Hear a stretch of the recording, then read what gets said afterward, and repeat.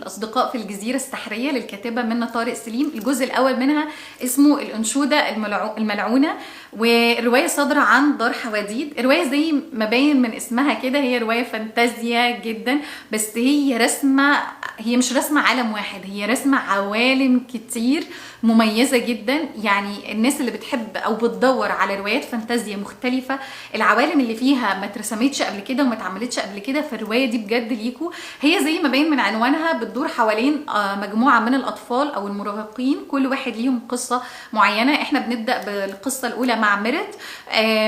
اهلها بيحذروها ان هي تستمع للانشودة او الاغنية الملعونة اللي بتطلع من البحيرة، لان كل طفل سمعها واتسحر معاها رمى نفسه في البحيرة واختفى وما عرفوش يظهروا له تاني، يظهر تاني او يحصلوا عليه تاني. وزي عادة المراهقين والأطفال الجمال جدا المتمردين الساخطين اللي ما بيسمعوش الكلام، أي حاجة بتقول لهم عليها لا بيقرروا إن هم هيعملوها. وبتشوف بقى التنقل بتاع الأطفال ده من العالم بتاعهم ده للعالم التاني العالم التاني من العالم الواقعي لعالم الجزيرة السحرية. بتشوف بقى الجزيرة دي تفاصيلها، تفاصيل الكائنات اللي عليها، ازاي الكائنات اللي عليها مختلفة، ازاي حياتهم هم عليها هتبقى مختلفة، يعني ازاي بتتحقق امنياتهم. على الجزيرة دي في ملك بيحقق لكل طفل بيوصل امنيته، اللي بيتمنى يكون صقر او اسد او تنين، اللي بتتمنى تكون عصفورة او سمكة او حورية بحر او حمامة او ايا كان، ولكن لجزء معين بس من اليوم. باقي اليوم بيرجعوا لهيئتهم البشريه تاني، ومطلوب منهم ان هم يعيشوا على الجزيره ملتزمين بالشغل، بساعات العمل، بالقواعد اللي محطوطه ليهم. واي حد بيغلط من الغلطات دي امنيته مش بتتحقق. واي حد بيلتزم بكل ده لحد سن ال20 بيرجع بقى امنيته تتحقق وتبقى معاه على مدار اليوم، مش بس الجزء معين من اليوم او مش بس لحد غروب الشمس.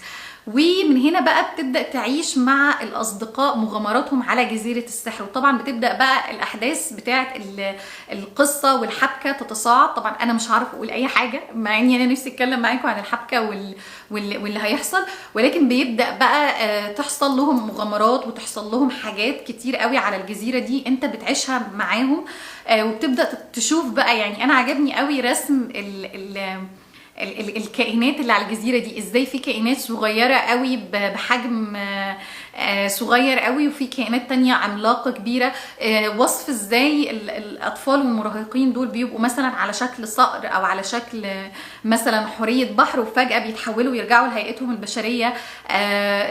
ازاي الصقر وهو في السماء ما بيرجع لهيئته البشرية بيقع فجأة على الأرض. التفاصيل الصغيرة بتاعت العالم دي هي رسمة الكائنات بشكل حلو قوي، حتى الجزيرة جغرافيا. يعني أنا في مشهد وأنا بقرأ الرواية كان حلو قوي، كانت بتوصف الممالك كلها أو الجزر كلها. الجزيرة السحرية دي هي جزيرة اللي عليها الأطفال، هي جزيرة واحدة من ضمن جزر كتير. هي الكاتبة هتبدأ تعيشك في كل جزيرة شوية. كان الأحداث بتاعة الرواية المرة دي أو الجزء ده كان على جزيرة الليمور، وبتحكي لك تاريخها وبتحكي لك اللي أهلها مروا بيه والصراعات اللي مروا بيها وما إلى ذلك مع جزيرة السحر.